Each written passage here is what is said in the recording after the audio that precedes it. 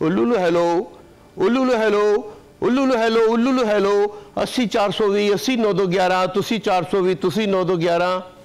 ये बिल्कुल आपने सुना कॉल, ये जो आवाज आ रही है कुछ जानी पहचानी नहीं लग रही है। बिल्कुल। और जनाब नाज़रीन, ये क्योंकि शो ईद का है, तीसरा दिन है, इसको खास बनाने की कोशिश थी हमारी। और वो लोग जो आजकल की जनरेशन जिनको जन जी वगैरह कहते हैं, उनको ये बात समझ में नहीं आई। ये खास बना दिया, हमने खास बना दिया इसको। तो पाकिस्तान के सबसे मशहूर ड्रामे का ऐसा किरदार जो 90 की दहाई के बच्चों और बड़ों के दिलों में घर कर गया, और एक जादूगर जिससे हर कोई थोड़ा सा डरता भी था और हंसता भी था। जी हाँ नाजरीन, हमारे साथ मौजूद हैं ऐनक वाला जिन के हामून जादूगर। आज हम आपको लिए चलते हैं वक्त के उस सुनहरे दौर में जब टीवी के सामने पूरा घर बैठ जाया करता था, जब शाम 7 बजते ही गलियां सुनसान हो जाया करती थी और बच्चे बेताबी से एक ही शो का इंतजार कर रहे होते थे। और इस मशहूर जमाना ड्रामे ने न सिर्फ बच्चों का बल्कि बड़ों का भी दिल जीत लिया था। 1993 में पाकिस्तान टेलीविजन से नशर होने वाला यह ड्रामा एक ऐसा कामयाब तजर्बा था जिसने फैंटेसी, कॉमेडी, सबक आमूज कहानियों को बच्चों के ज़हनों तक पहुंचाया। और ये सिर्फ एक ड्रामा ही नहीं है बल्कि एक पूरी नस्ल की यादें भी हैं, जिसमें हंसी भी है, खौफ भी है, हैरतों का खजाना भी है। मजीद इस पर बात करने के लिए हमारे साथ मौजूद है हसीब पाशा साहब और हामून जादूगर।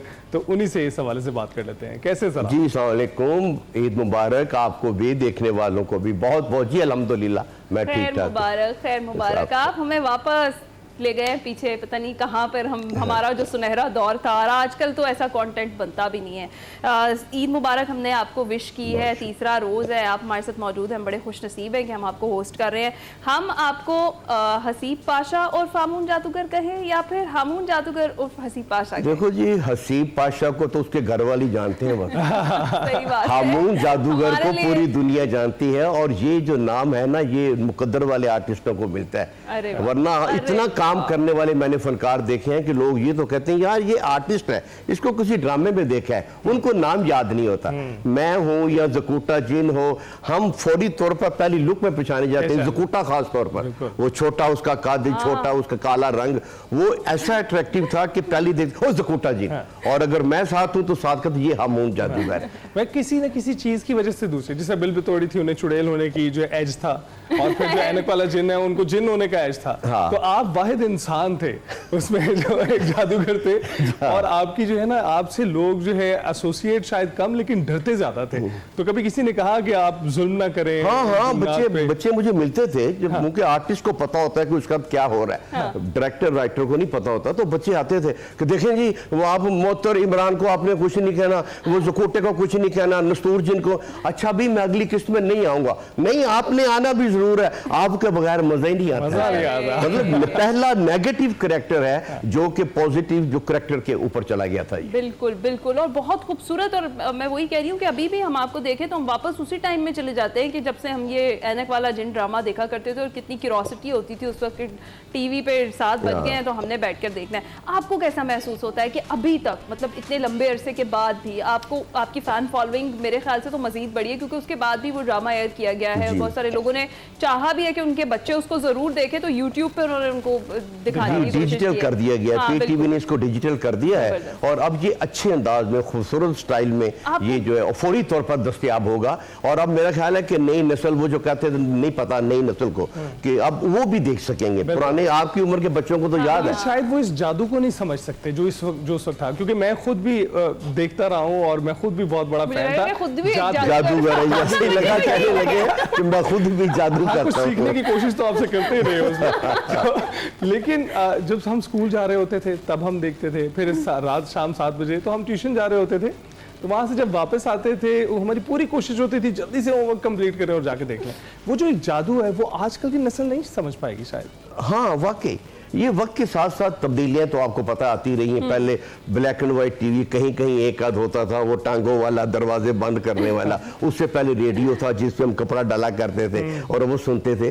तो ये वक्त के साथ साथ पता नहीं, वो कहते हैं ना कि अगर आज से 100 साल पहले का इंसान जिंदा हो जाए तो ये सारा कुछ देख के खौफ से दोबारा मर जाए। हमारे आने वाली नस्ल पता नहीं क्या क्या तब्दीलियां देखेगी आईटी में। और अब ये देखे ना, इसको डिजिटल कर दिया, अब ये जो नई नस्ल है वो भी देखेगी। एक मेरे ख्याल से दिखाने चाहिए इस तरह के सबक आमूज और हाँ, ये खूबसूरत जो ड्रामे तो बिल्कुल दिखाए जाते ये सबक आमूज था, हर किस्त में कोई ना कोई सबक होता था। बिल्कुल बिल्कुल। अच्छा ये बताएं कि आपकी इस कैरेक्टर की सबसे कोई ऐसी खास बात जो आप खुद से भी महसूस कर सकते हैं, आपके दिल के बड़े करीब है, आपके किरदार की कोई ऐसी किरदार ही इसमें बड़ा खूबसूरत बन गया था ये कि जो मैं नहीं कर रहा था। मतलब मेरे किरदार के बाद कई बड़े बड़े सुपरस्टार ने कहा कि हमें पतलून जादूगर बना दो, हमें कार्टून जादूगर बना दो। इसी तरह जब बिल बतौड़ी आई है तो वो जो लड़कियां काम नहीं करना चाहती थी, जो कहती थी हमें परियां बनाओ, वो आ गई कि बिल बतौड़ी की एक बहन बना दो, पल्ले पकौड़ी बना दो, एक दिल लगोड़ी बना दो। एक वहां पे एक लाइन शुरू हो गई थी कि लोग हमें देखने के, और हम उस वक्त नए थे। और ये जो हमारे प्रोड्यूसर थे हफीज ताहिर, उनका बड़ा अच्छा फैसला था कि नए लड़कों को लड़कियों को रखना मैंने। अगर मेरी जगह पे फरदौस जमाल साहब काम कर रहे होते तो लोगों ने कहना चाहिए हमून जादूगर नहीं, फरदौस जमाल। तो कहते थे मैंने नए बंदे रखने हैं ताकि लोग पहचाने ना बच्चे। और वही बात हुई कि हम सब नए थे। जकूटा जिन भी वहां पे प्रोडक्शन करते थे, मैं भी नहीं, बिल बतौड़ी भी एक कोने में बैठी तस्वीर पढ़ती रहती थी। हसी भाई सूरत यूसुफ पढ़ा करो, खूबसूरत बनाती है। मुझे याद है जी। तो वो बड़ी नहीं, लेकिन आपकी क्या चीज थी, आपको क्या लगता है जो उनको भाग गई और आप उन्हें लगा कि नहीं यही वो? हाँ, इससे पहले मैंने एक प्ले किया था तलाश, उसका नाम था, उसमें एक नेगेटिव कैरेक्टर था। वो प्रोड्यूसर हफीज ताहिर साहब को बड़ा पसंद आया था, वो कोई 6 माह पहले मैंने किया था। तो जब ये ड्रामा शुरू हुआ तो मुझे कहते हैं यार एक कैरेक्टर आया जादूगर का, फलानी फिल्म देखो, वो देखो, वो देखो। मैंने कहा ठीक है सर, मैं कल आ जाऊंगा। मैंने सुनी और सुनी कर दी और मैंने कहा मैं हीरो बनने चला हुआ हूं, अब मैं ये ड्रामा बच्चों का करूंगा। मैं भूल गया। फिर अगले दिन उनका फोन आया, फिर मैं तरामन चला गया कि मैं जाके इनकार करता हूँ, हमारे सीनियर प्रोड्यूसर है।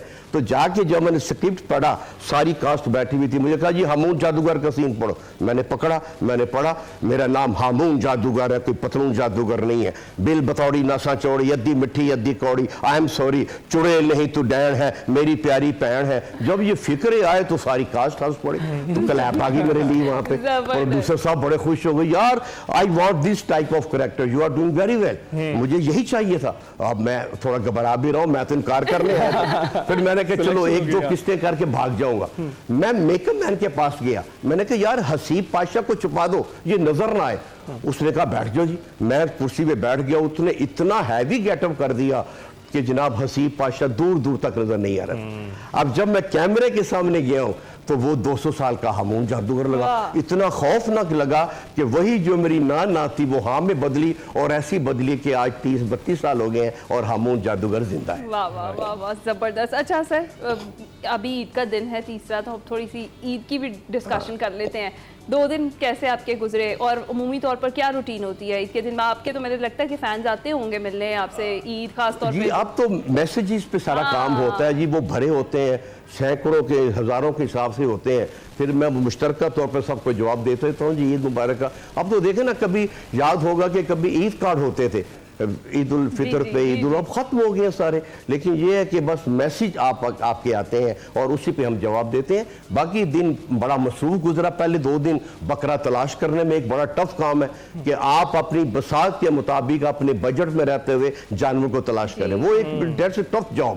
खैर वो बाद में कर लेता है। और उसके बाद फिर कसाई के तल्ले मिलते होते हैं, जोड़ तोड़ होती यार एने ले ला, एने ले ला, एने ले ला। फिर उसके लिए हम जैसा मीडियाकर जो फनकार है, और इनके पास इतने अमीर तो होते नहीं लेकिन बजट में रहते। फिर उसके बाद फिर तीसरा हिस्सा जो उसका आया वो है गोश्त तकसीम करने वाला, वो उससे भी ज्यादा है। बल्कि मैं तो घर वालों से कह रहा था, बल्कि आवाम से भी ये क्यों कि यार जिसने कुछ जानवर ज़िबा किए है ना, उसको ना भेजा जाए। हम ये है कि वहां पर उसने 3 गाय की है, उसने 4 बकरे किए हैं, हम उनको भी भेजते हैं। नहीं तो इस रूटीन को खत्म किया जाए। वो जो ज़िबा करते हैं ना, फिर वो खुद अपना फ्रिज अपने ज़िबा किए हुए आज के दिन के हवाले से बड़ा खूबसूरत आपने पैगाम दिया है कि अपने फ्रीजर खुद ना भरें, उनको दें जो कि मुस्तहिक है। 3 हिस्से बनाए, जो हुक्म है जी 3 हिस्से बनाए, उनको दे। बल्कि ये करें कि मैं तो छोटे छोटे पैकेट बना लेता हूँ कि मैं गाड़ी में रखता हूँ कि 100-50 पैकेट, और मैं देखता हूँ कि गुब्बारे बेचने वाला ईद के दिन भी बेच रहा है, एक सिट्टे भून रहा है वो भी बेच रहा है, गुब्बारे वाला, लच्छे बनाने वाला।